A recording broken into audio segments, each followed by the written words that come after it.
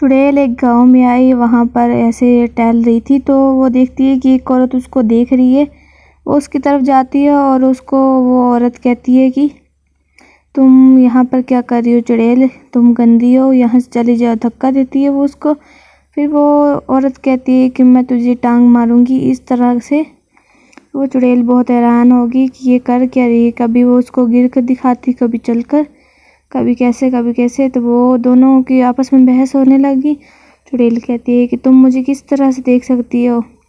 وہ کہتی ہو یہ ہمارے گاؤں سے نکل جاؤ، یہاں سے دفع ہو جاؤ۔ چڑیل سوچتی ہے کہ مجھے یہ کس طرح دیکھ سکتی ہے۔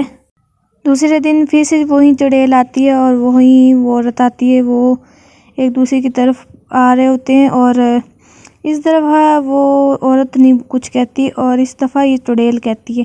چڑیل کہتی ہے میں نے تمہارا کیا بگاڑا، تم مجھے اس طرح سے کیوں دھکے دیتی رہتی ہو؟ مجھے یہاں پر کچھ عرصہ رہنے دو، پھر میں یہاں سے چلی جاؤں گی۔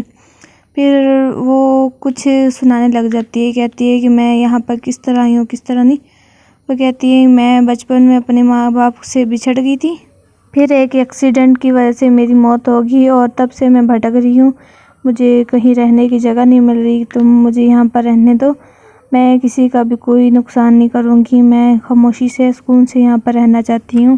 اب وہ عورت کہتی ہے کہ تم ٹھیک ہے یہاں پر جتنے دن مرضی رہ سکتی ہو، لیکن اگر تم نے کوئی بھی نقصان کیا تو میں تمہیں مار ڈالوں گی، کیونکہ مجھے کافی جادو آتا ہے، اس لیے میں تمہیں دیکھ سکتی ہوں، تم یہاں پر رہ سکتی ہو ٹھیک ہے، اور اپنے بالوں اور اپنے حلیے کو ٹھیک رکھنا، کیونکہ کوئی بچہ تمہیں دیکھ نہ لے، کوئی بڑا نہ دیکھ لے، سب ڈر جائیں گے، کہیں گے کہ پھر سے چڑیل ہمارے گاؤں میں آ چکی ہے، کیونکہ جو پہلے چڑیل رہتی تھی وہ بھی بہت بچوں کو مار ڈالتی تھی اور ان کو کھا جاتی تھی، اگر تم نے ایسا کیا تو میں تمہیں مار ڈالوں گی۔ وہ چڑیل کہتی ہے کہ ٹھیک ہے میں کسی کا بھی کچھ نہیں بگاڑوں گی اور میں یہاں سے اس خاموشی سے ایک گھر میں رہوں گی جسے میں اپنا گھر سمجھوں گی اور کسی کو بھی تنگ نہیں کروں گی۔ یہ وہ عورت خاموشی سے سن رہی تھی اور یہ چڑیل بول رہی تھی۔ چڑیل کہتی ہے کہ میں اڑ بھی سکتی ہوں، سب کچھ کر سکتی ہوں، لیکن میں کسی کو بھی نقصان نہیں پہنچاؤں گی، یہاں سے خاموشی سے چلی جاؤں گی، جب مجھے جانا ہوگا میں آپ لوگوں کو کسی طرح کی کوئی بھی پریشانی نہیں دوں گی۔ اور وہ چڑیل بھی چلی جاتی ہیں یہاں سے۔